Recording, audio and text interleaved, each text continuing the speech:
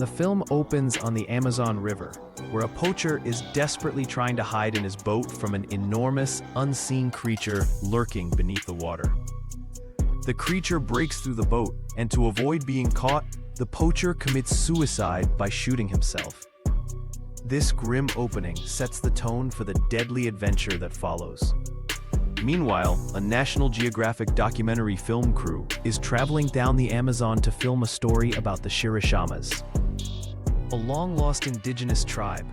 The crew consists of director Terry Flores, her childhood friend and cameraman Danny Rich, production manager Denise Kalberg, Denise's boyfriend, and sound engineer Gary Dixon, narrator Warren Westridge, anthropologist Professor Stephen Kale, and their boat skipper Mateo. Also, I want to remind you of one more thing. If you like my program, subscribe to my channel now.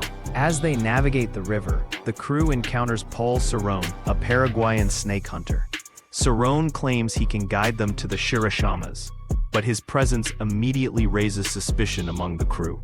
Professor Kale especially clashes with Cerrone over the lore of the Shirishamas and the dangers of the Amazon. Despite their unease, the crew reluctantly accepts Cerrone's help. The tension escalates when Professor Kale is stung by a wasp, causing a severe allergic reaction that leaves him unconscious. Cerrone performs an emergency cricothyrotomy, seemingly saving Kale's life. However, Cerrone soon reveals his true intentions. He takes control of the boat and forces the crew to help him hunt a giant record-breaking green anaconda he has been tracking for years. Cerrone's obsession is to capture the massive snake alive, believing it to be worth a fortune. While searching the wreckage of the poacher's boat, Danny and Cerrone discover a newspaper photograph, revealing that Mateo, Cerrone, and the poacher had previously worked together hunting animals, including snakes. This revelation deepens the crew's mistrust of Cerrone.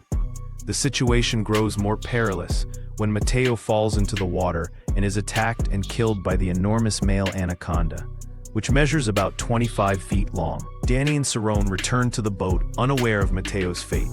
Cerrone then manipulates Gary into joining him on the hunt, promising a large reward for capturing the anaconda. That night, Cerrone uses a dead monkey as bait to lure the anaconda.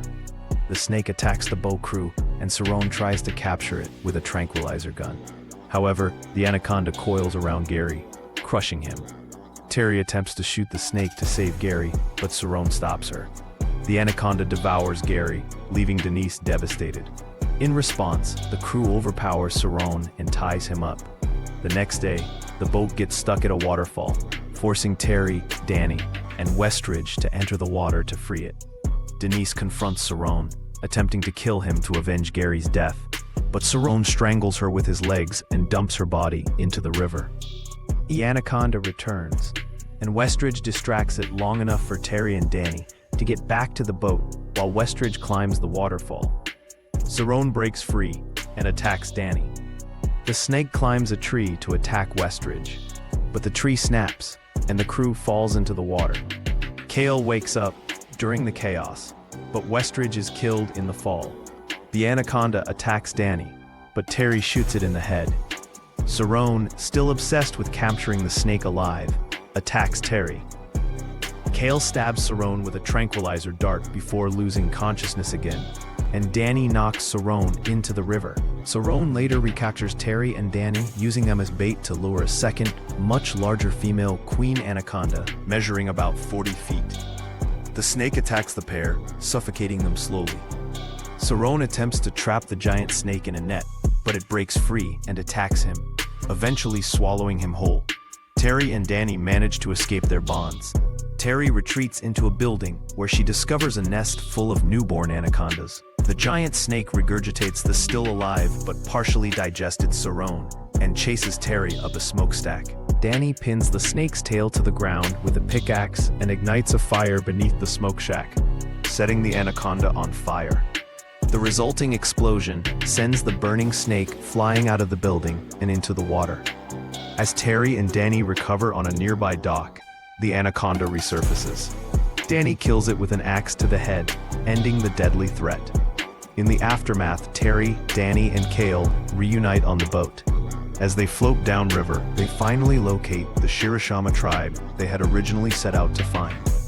With the danger behind them, they begin filming their documentary, bringing their harrowing journey to a close.